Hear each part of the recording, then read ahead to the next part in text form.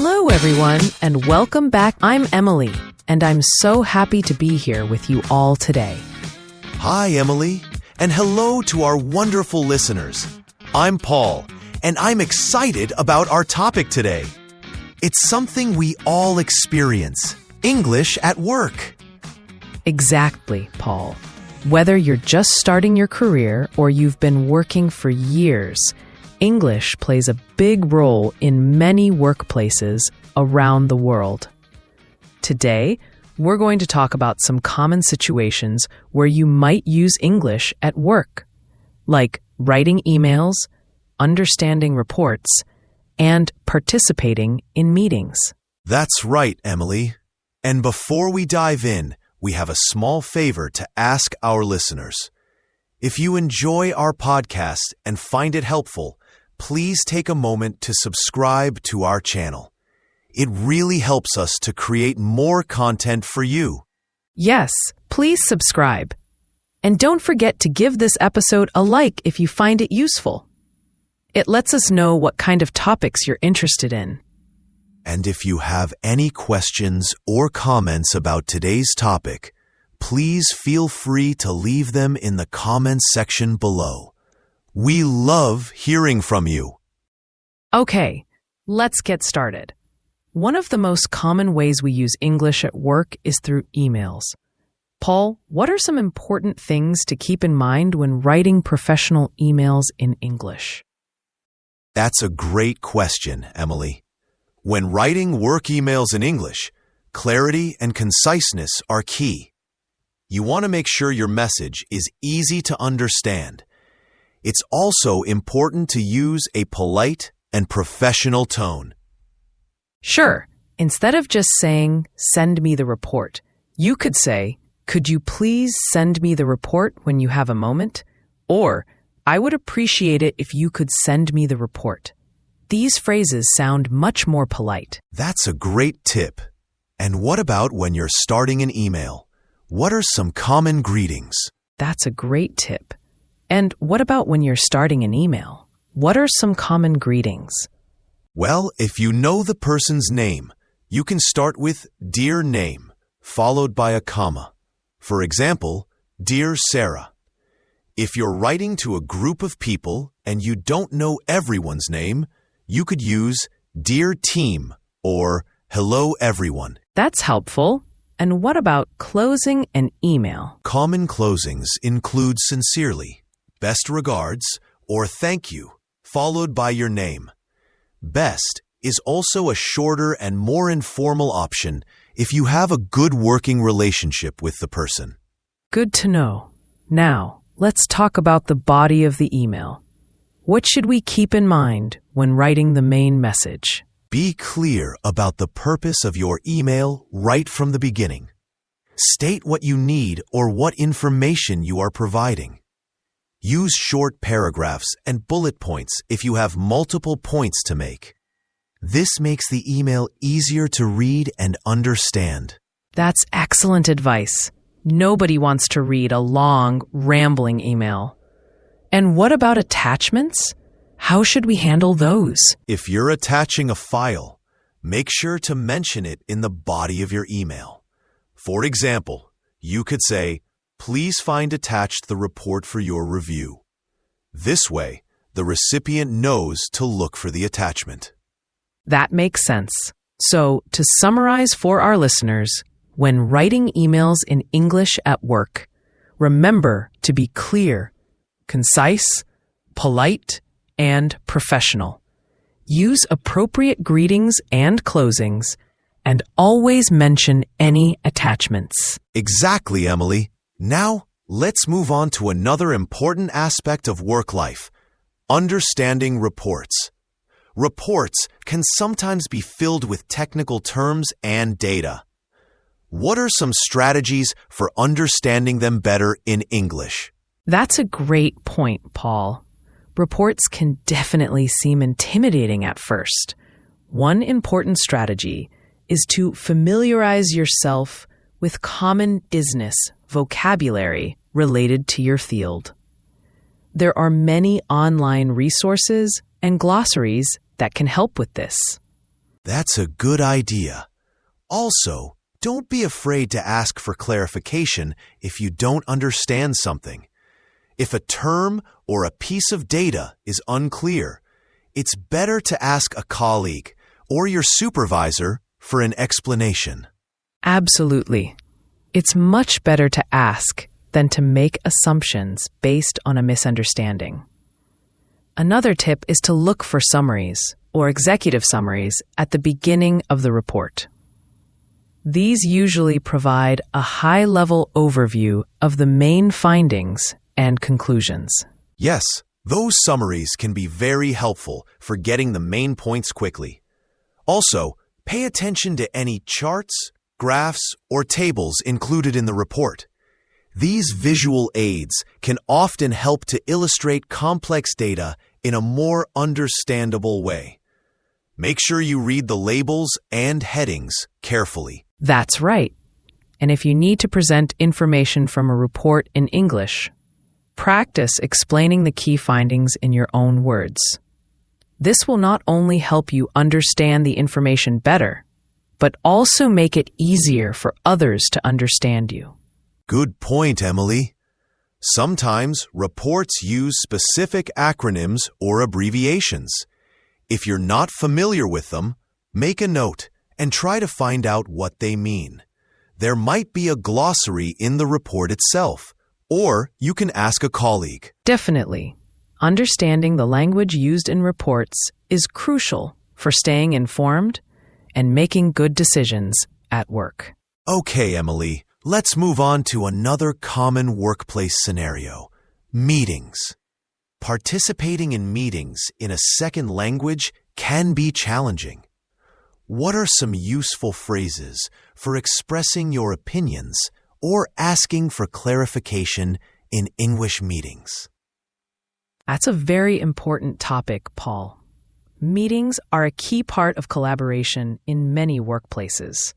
When you want to express your opinion, you can use phrases like, "in my opinion," "from my perspective," or "I think that." Those are great starting points. And if you agree with someone, you can say, "I agree with name," or "that's a good point." Exactly. And if you disagree politely, you could say, "I see your point, but I have a slightly different perspective." Or, "I'm not sure I completely agree with that because..." It's important to be respectful when expressing a different viewpoint. Absolutely. What about when you need to ask for clarification? Sometimes the discussion can move quickly, and you might miss something. In that case, don't hesitate to ask for clarification. You can say, "Could you please explain that again?" Or, "I didn't quite catch that. Could you repeat it?" Another useful phrase is, "What do you mean by term phrase?" Those are very helpful phrases. And what if you want to add to someone else's point? You can say, "Building on what name said," or "I'd like to add to that." These phrases help you contribute to the conversation smoothly. And what about when you need to interrupt politely? Sometimes it's necessary to jump in. You can use phrases like, "Excuse me," or "Sorry to interrupt, but," followed by your point. It's important to be polite when interrupting so you don't disrupt the flow of the meeting negatively. That's good advice. Also, pay attention to the overall tone of the meeting. Is it formal or informal? This will help you choose the appropriate language. Yes, the context is always important. And if you're leading a meeting in English, make sure to speak clearly and at a reasonable pace. It's also helpful to summarize key points and decisions throughout the meeting to ensure everyone is on the same page. That's a great tip for meeting leaders. And for everyone else, active listening is crucial. Pay attention not only to what is being said, but also to nonverbal cues like body language. Definitely. And if you're not a native English speaker, don't be afraid to take notes during the meeting. This can help you remember key information and action items. That's a very practical tip. Now, Emily, let's talk about another aspect of daily work life: reporting tasks, especially in daily stand-up meetings or dailies.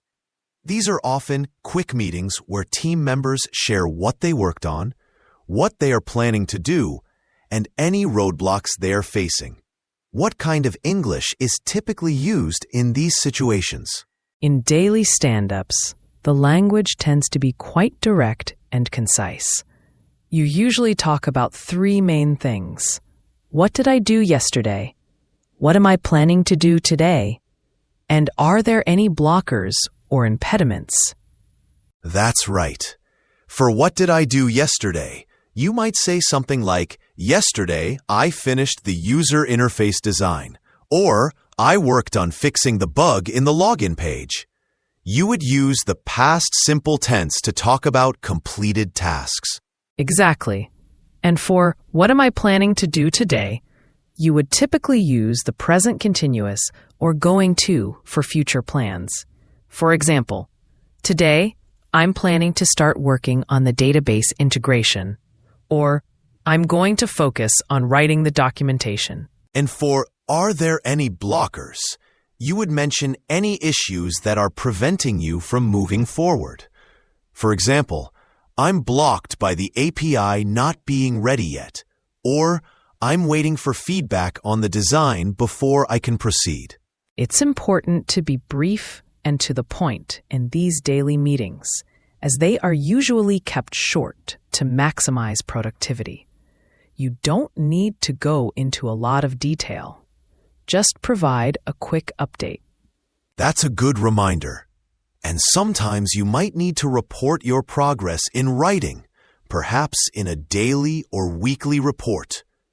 The language used here would be similar to what you say in a stand-up, but maybe a bit more formal. Yes, in a written report, you might use slightly more formal language and complete sentences. For example, instead of just saying, fixed login bug, you might write, I successfully resolved the bug, affecting the user login functionality. That makes sense. And what about when you finish a task?